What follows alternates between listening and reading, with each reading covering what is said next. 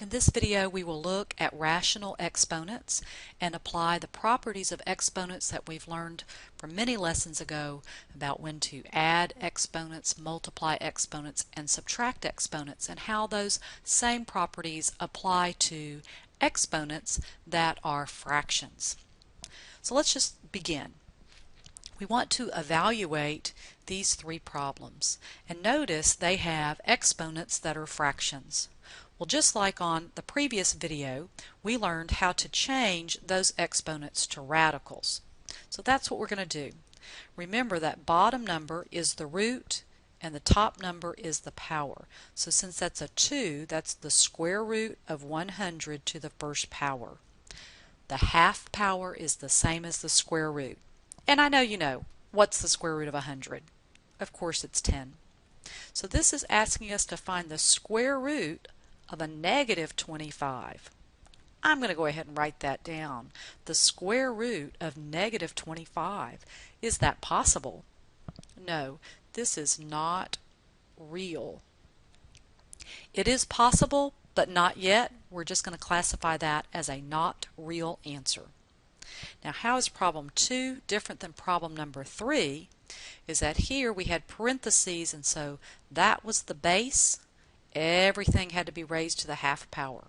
But here, only 25 is the base. That negative stays outside. So what this problem is asking you to find is the negative square root of 25. So we want to do the square root first, and then we want to keep that negative sign. So the answer is negative 5. Let's look at these next few problems. Again, we're going to change them to radicals and then simplify. On this problem, you'll notice the negative is on the outside, so that is not involved with that exponent. So we're going to have negative, and then this is our root. We want the cube root of 64 raised to the fifth power. Now I have that option of putting that fifth power inside the radical or out. I'm going to choose out because I don't want to calculate 64 to the fifth power. I think this is going to be an easier way to do this. So I'm going to say, what is the cube root of 64? Well, recall 4 times 4 times 4 is 64. So I have 3 of a kind, so this is 4 raised to the fifth power. Now I might want to grab a calculator and say, what is 4 to the fifth power? And it is 1024. But I want to keep that negative. Let's look at problem number 5. Maybe these numbers won't be as big. Okay, that bottom number is a 2, so that tells me I want to take the square root. And that top number is a 3, so that means I want to cube it. And again, I want to do that last. I think the calculations will be easier. So what is the square root of 81? It's 9. The square root of 49 is 7. And now I want to cube that. So I need to know what 9 times 9 times 9 is, which is 81 times 9, which is 729. And I need to know what 7 to the third power is, which is 343. So the numbers can get big rather fast. Let's look at number 6. Again, that negative's clearly on the outside, so I'm going to keep that clearly on the outside. That's the fifth root of 1 over 32, and then I'm going to square it. Notice the negative staying on the outside. So the fifth root of 1 is 1.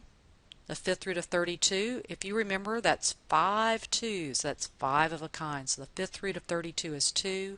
Square that. That makes it a little bit easier. So that's 1/4, but don't forget that negative because it was not squared. So just change them to radicals and do the math. On these next two problems, notice we have negative exponents. So how do we change negative exponents to positive? You take the reciprocal of the base and change the sign of the exponent. Now we're going to do what we've been doing, change that exponent to a radical. So that bottom number means to take the square root, that's to the first power. So the square root of 1 is 1, square root of 25 is 5. But just to point that out, that's a negative exponent on both of these problems. Alright, so we want to change a negative exponent to a positive by taking the reciprocal of the base, That does not change the sign of the base, but it does change the sign of the exponent. So this is asking us to find the square root of something negative. Hopefully you remember that is not real. Now the problems are getting a little bit more complicated. Take it a step at a time. Alright, so we have a negative exponent, so we want to do that first. So we take the reciprocal of the base and change the sign of the exponent. Now let's change that to a radical. So this is the fifth root of 1 over negative 32 raised to the third power. And remember, you can take the odd root of something negative. That's negative, so this is going to be okay. So the fifth root of 1 is 1. And we just saw that 5 2's make 32. 5 negative 2's make negative 32. And then we want to raise that to the third power. 3 negatives is still a negative. So we have negative 1/8. Wow, look at number 10 and 11. That looks just yucky. But let's just review some of our exponent rules. It says if we have the same base, we can add those exponents. So what this really equals to is 8 raised to the 1/2 plus 1/6 power. So I need to add fractions. Now how do you add fractions?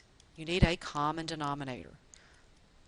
So I'm going to keep 1/6, so here I'm going to multiply by 3, so that's 3/6 plus 1/6 is 4/6, which reduces to 2/3.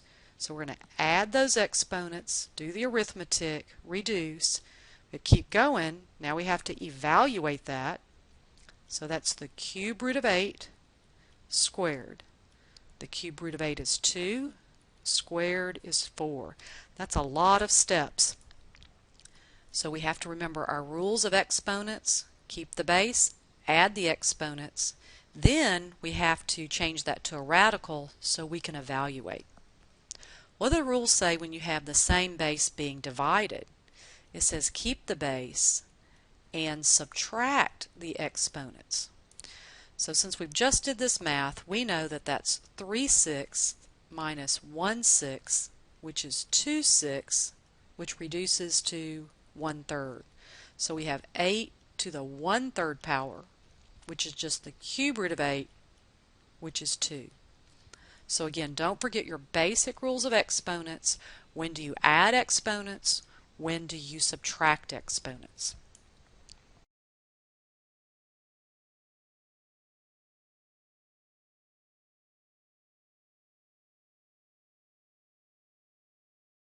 This is one of the few times that working with letters is a little bit easier than working with numbers. So we just did a lot of evaluating, meaning getting a numerical answer. But now we have variables. And it says we want to simplify this and all answers should have positive exponents. Okay, so this is going to emphasize those rules we were just stating. If you have the same base being multiplied, you keep the base, and what do we do with those exponents? We add them. 1/5 plus 3/4. So we just need to come over here and do that basic arithmetic, find a common denominator, which is 20. So I need to multiply this one times 4, so that would be 4/5, and this one times 5, so that would be 15. And I think I said fifths, I meant 4/20 plus 15/20, so that is 19/20. Can't reduce that. This is just x to the 19/20. That's all you can do. Our answer has a positive exponent. It's ugly, but it's not hard. Now here, we don't really have the same bases. We have a lot of things multiplied, but notice that this half goes to everything inside here. So let's just go ahead and rewrite this as 25 to the half power times x. Now what do we do with those exponents? You multiply them. So that's 5 over 1 times 1 over 2, which is 5 over 2. Then we have times 3, that just has a 1 exponent, times x to the 1/4 power. Man, that does not look fun. Let's just take it a step at a time. Can we do something with that? What does that half power mean? Remember, that's the square root. So what's the square root of 25? That's 5. And I'm going to go ahead and put that 3 there. And then I'm going to put the x's next to each other. So I have x to the 5/2 times x to the 1/4. So I know that's 15.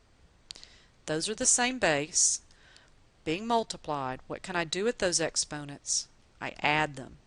So I need 5/2 plus 1/4. And I need to find a common denominator. So 5/2 plus 1/4, common denominator is 4. Multiply this by 2, so I have 10/4 plus 1/4, which is 11/4. So I have 15x to the 11/4. So this is a lot of basic arithmetic that you might not like, but it's really not that hard.